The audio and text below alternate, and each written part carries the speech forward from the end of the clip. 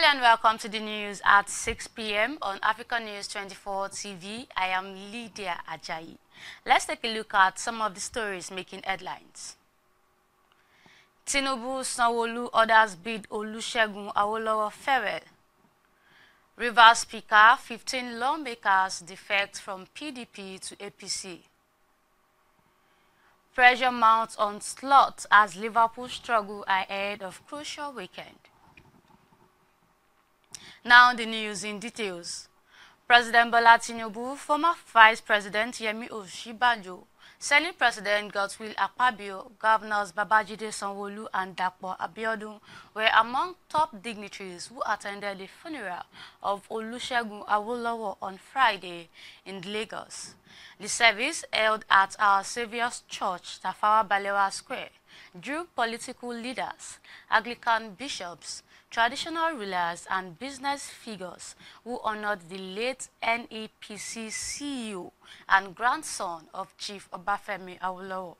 Represented by his Chief of Staff, Femi Gbajabiamila, President Tinubu praised Awolowo's exceptional passion and dedication to national service. Governor Sanwo-Olu described him as humble patriot with uncommon devotion to the Nigerian dream. The Vicar, Venerable Folorunso Agbelusi, said the deceased upheld the Awolowo legacy with honor. Awolowo died on November 20th at age 62. Gunmen have abducted 2 Chinese nationals from a road construction site in Ejidongari, Moro local government area in Kwara State. Kwara Police Commissioner Adekim Yojo confirmed that the incident occurred at a section of the Boa Group's Bode Sadu Kama Kosu-Bushu Road project, where the attackers reportedly stormed the site at night and shot sporadically to scare workers before taking the expatriates away. He said that operatives had been deployed to track the kidnappers and secure the victims' release, noting that no ransom demand had been reported as of press time. The attack is the latest in a series of kidnappings targeting foreign workers and remote project sites in the state, raising fresh concerns about security around construction and mining operations as similar abductions involving Chinese nationals have been recorded in Kwara in recent years. However, authorities say investigations are ongoing, while security patrols have been reinforced around vulnerable project locations. The newly sworn-in Minister of Defense, General Christopher MUSA, says Nigerians will notice visible improvements in security operations in the coming weeks. Speaking at the presidential villa in Abuja after taking his oath before President Bola Tinubu, MUSA said he has been given a direct mandate to dismantle the activities of kidnappers, bandits and armed criminal groups responsible for widespread insecurity. He explained that one of his immediate priorities is restoring full synergy among the armed forces, intelligence units and other security agencies, as coordination failures have affected national responses in recent years. The minister also appealed to citizens to support the renewed push against insecurity, emphasizing that security is not solely the responsibility of the government. Moving on, the Supreme Court on Friday struck out a suit filed by the OSUN State Attorney General against the Attorney General of the Federation over the alleged withholding of statutory allocations meant for the 30 local government councils in the state. The court ruled that the OSUN Attorney General lacked the legal authority to institute the action on behalf of the councils, noting that only duly elected and inaugurated local government officials who possesses the constitutional capacity to sue and be sued could file such a case. Delivering the lead judgment, Justice Mohammed Idris declared that the federal government acted unlawfully by withholding local government funds, describing the action as a grave violation of the 1999 Constitution. He criticized the AGF for leveling contempt allegations against Osun State, stating that the federal authorities were in greater contempt for failing to release the funds as required by law. Justice Idris also cautioned the federal government to ensure that allocations are henceforth paid directly into local government accounts in line with constitutional provisions. However, in a minority judgment, Justice Emmanuel Agim disagreed with the majority decision, insisting that the OSUN Attorney General had the legal standing to initiate the suit. He noted that the federal government's seizure of local government funds was unjust and adverse, warning that such actions were capable of crippling the operations of local councils. Still in national news, the Senate has expressed deep concern over a fast-spreading lead poisoning crisis in Ogijo, a community situated between Ikorodu in Lagos and the Ogun East Senatorial District.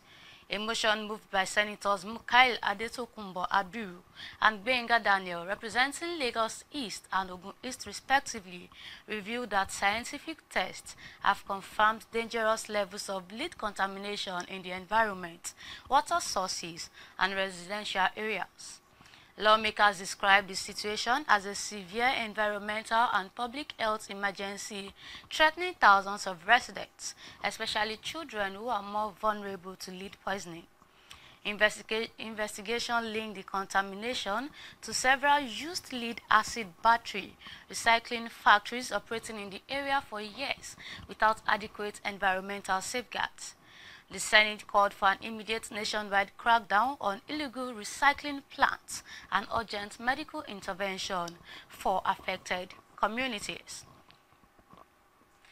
To political affairs, the Speaker of the Rivers State House of Assembly, Martins Amewule, along with 15 lawmakers, has defected from the People's Democratic Party to the All Progressive Congress.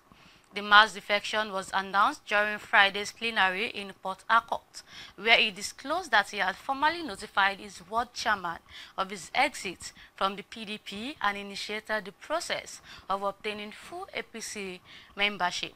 Amewule explained that his decision was motivated by a desire to support President Bola Tinubu, whom he praised for strengthening national security and showing what he described as a favorable disposition toward Rivers State. He added that the move stemmed from persistent internal crises within the PDP. The defecting lawmakers include Domble Mal, Major Jack, Linda Stewart, Franklin Wabochi, Azeru Okpara, Smart Adoki, Enemy George, among many others. This development comes just days after the Assembly passed a vote of confidence in President Tinubu and urged him to run for a second term. It also follows months of political turbulence in Rivers State, which prompted Tinubu's declaration of a state of emergency on March 8 and the temporary suspension of Governor Siminalayi Fubara, his deputy, and all assembly members. The emergency rule was lifted on September 17, 2025, but tensions within the state's political structure have continued to shape recent developments. Moving on, a coalition of northern socio-political and youth groups has urged President Bola Tinubu to retain Vice President Kashim Shettima as his running mate for the 2027 elections. Speaking at separate press briefings in Gombe and Kaduna, the groups warned that reported moves to replace Shettima with former Speaker Yakubu Dogara could weaken the APC's support base in the north and create unnecessary political tensions. They described Shettima as a stabilizing figure whose acceptance across northern states has contributed to the administration's current political strength. While acknowledging Dogara's political experience, the coalition insisted that maintaining the existing ticket would promote unity, continuity, and electoral stability ahead of 2027. Moving on, the federal government has approved the disbursement of 185 billion naira to settle long-standing debts owed to gas suppliers powering Nigeria's electricity plants. The decision, endorsed by the National Economic Council under the chairmanship of Vice President Kashim Shettima, follows a directive from President Bola Tinubu to clear the areas that have hampered investments, weakened suppliers' cash flow, and reduced gas availability for power generation.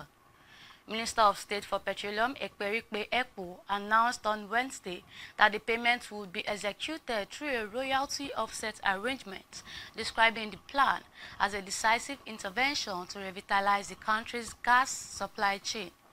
He noted that the settlement forms part of a broader government initiative aimed at expanding national gas production to 12 billion standard cubic feet per day by 2030, a target expected to bolster energy security and attract new industry players. Nigeria continues to grapple with chronic electricity shortages that have long constrained economic growth and disrupted business activities. By clearing its debts to gas producers, the government aims to restore confidence in the sector, boost supply to power plants, and lay the groundwork for more stable electricity generation in the nation's energy landscape.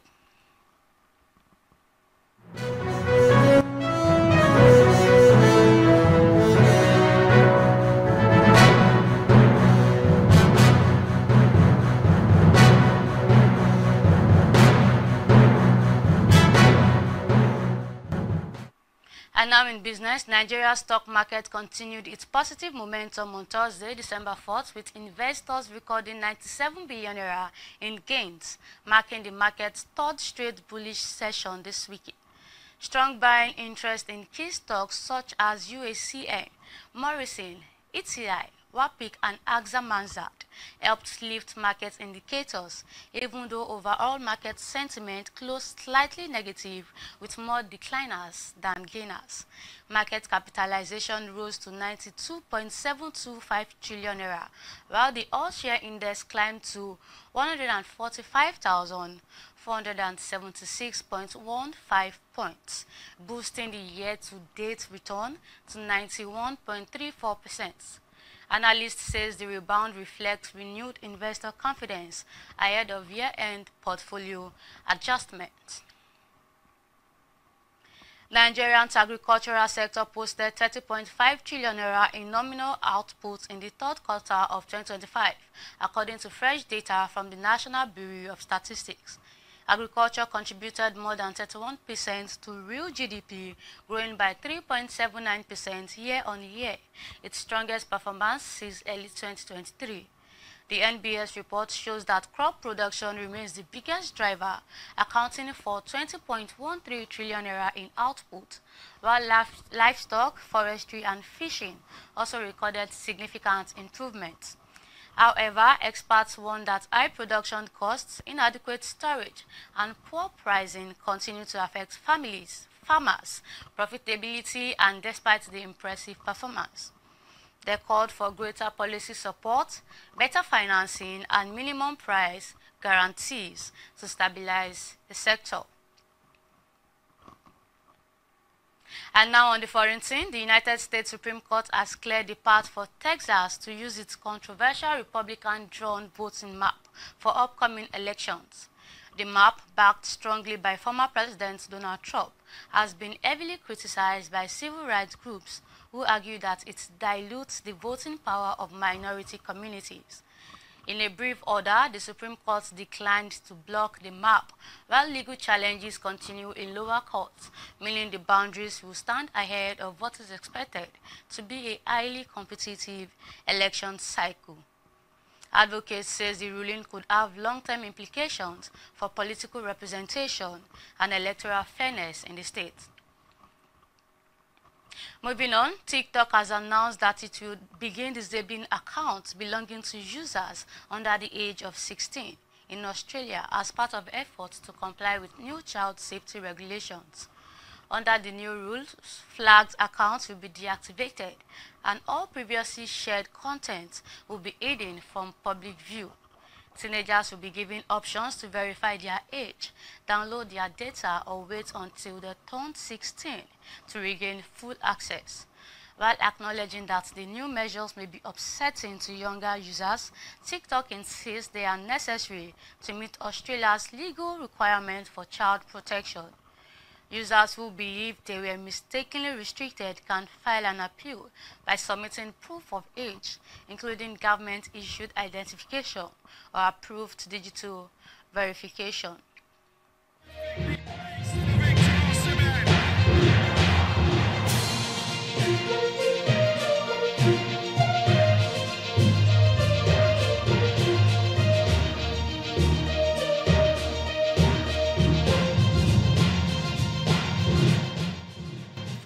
And now in sports, the draw for the 2026 FIFA World Cup will be held this Friday in Washington, with United States President Donald Trump set to play a major role in the star-studded ceremony at the Kennedy Center.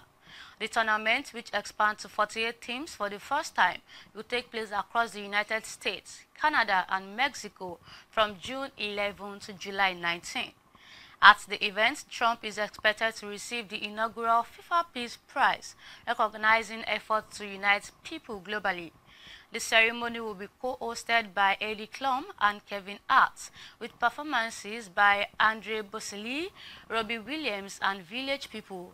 Sports icons Tom Brady and O'Neal will help conduct the draw. FIFA President Gianni Infantino will be joined by Canadian Prime Minister Mark Carney and Mexican President Claudia Sheinbaum. Of the 16 host venues, 11 are in the United States, 3 in Mexico, and 2 in Canada.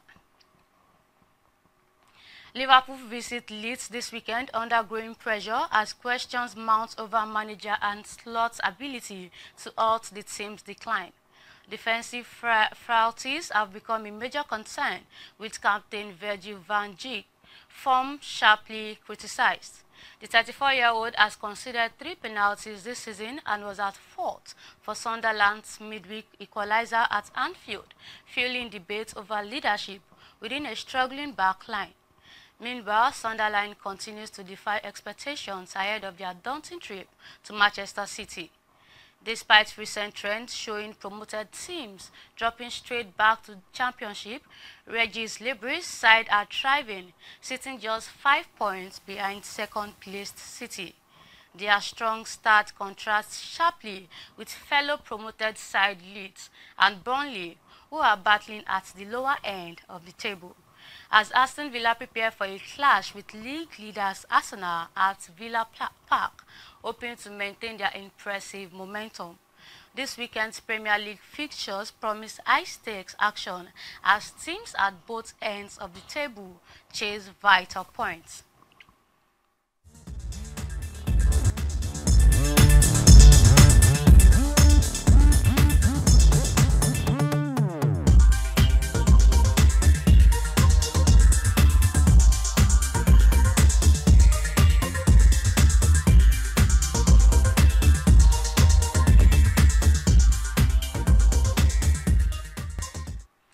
And now in entertainment, Nigerian music stars Wizkid and Asake are set to release a joint extended play, Real Volume 1, in December, according to an announcement made during their recent appearance on Apple Music 1.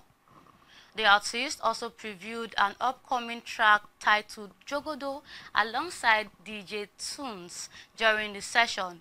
The project marks a continued collaboration between the pair, following Wizkid's feature on Asake's 2024 track, MMS, from the album Longo Boy. Asake described the partnership as rooted in a real personal relationship, a theme the new EP is expected to reflect. While the exact release date and full track list have not yet been disclosed, industry watchers anticipate a fusion of Wizkid's smooth Afropop style and Asake's energetic street-influenced sound. The announcement has generated significant excitement among fans ahead of the festive season, with expectations that the project could deliver some of December's biggest hits. And that's all on the news at this hour. Please join us on our next broadcast for more updates. And please don't forget to join us on all our social media platforms and subscribe to our YouTube channel. I am Lydia Ajayi. Have a blessed evening.